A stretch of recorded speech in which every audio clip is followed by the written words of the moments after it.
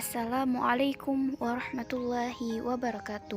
Memenuhi tugas UAS Bahasa Indonesia kelas rendah, dosen pengampu Ibu Tutus Rani Aripa MPD.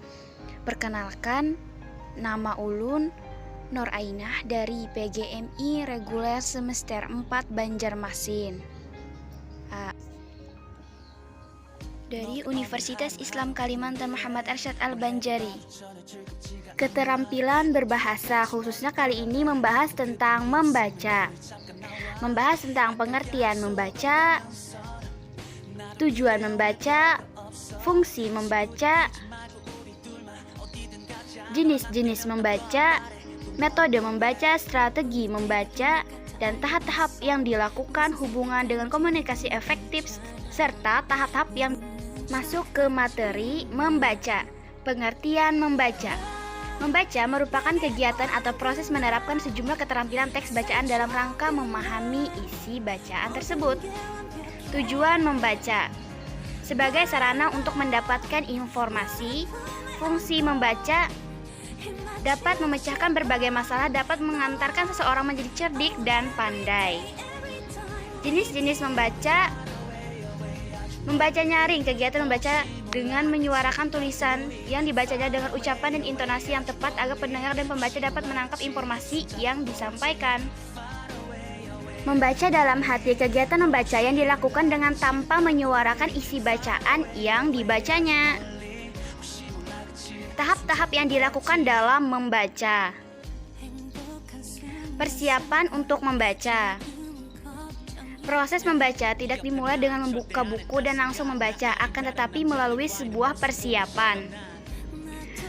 Memilih teks atau buku, menghubungkan teks dengan pengalaman pribadi dan pengalaman membaca yang pernah diperoleh sebelumnya, membuat perencanaan membaca. Membaca atau reading. Pada tahap ini siswa membaca keseluruhan teks atau bacaan sehingga siswa mampu mengkonfirmasi prediksi-prediksi yang telah dibuat sebelum membaca buku. Merespon atau responding. Merespon atau apa yang mereka baca dan selanjutnya mencoba memahami makna atau isi yang terkandung di dalam bacaan tersebut. Mengeksplorasi teks atau exploring the text. Siswa kembali memperhatikan teks untuk menggali isinya secara lebih mendalam atau analitis.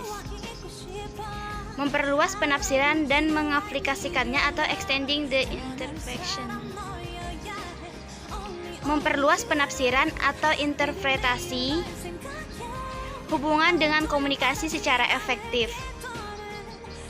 Hubungan yang nampak terlihat dalam komunikasi yang efektif antara membaca dan menulis. Kebanyakan anak kelas rendah mudah untuk membaca dan masih kesulitan dalam menulis. Tahap-tahap yang dilakukan dalam proses belajar.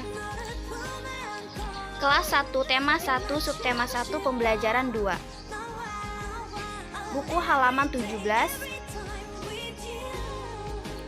Buku guru kelas 1 SD atau MI.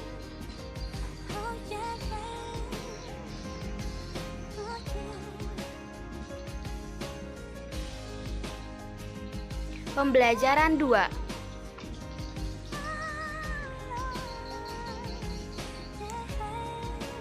Cerita teman.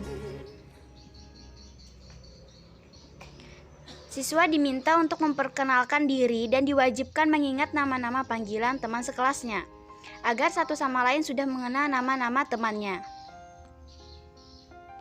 Guru akan meminta siswa menceritakan tugas yang sudah disampaikan di pembelajaran pertama.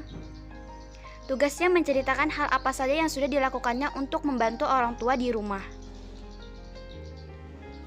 Siswa akan menceritakan di depan kelas.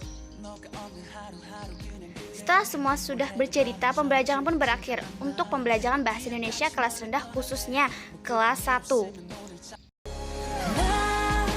Sekian penjelasan tentang keterampilan berbahasa kelas rendah. Semoga bermanfaat. Mohon maaf jika ada kesalahan baik disengaja ataupun tidak. Wassalamualaikum warahmatullahi wabarakatuh.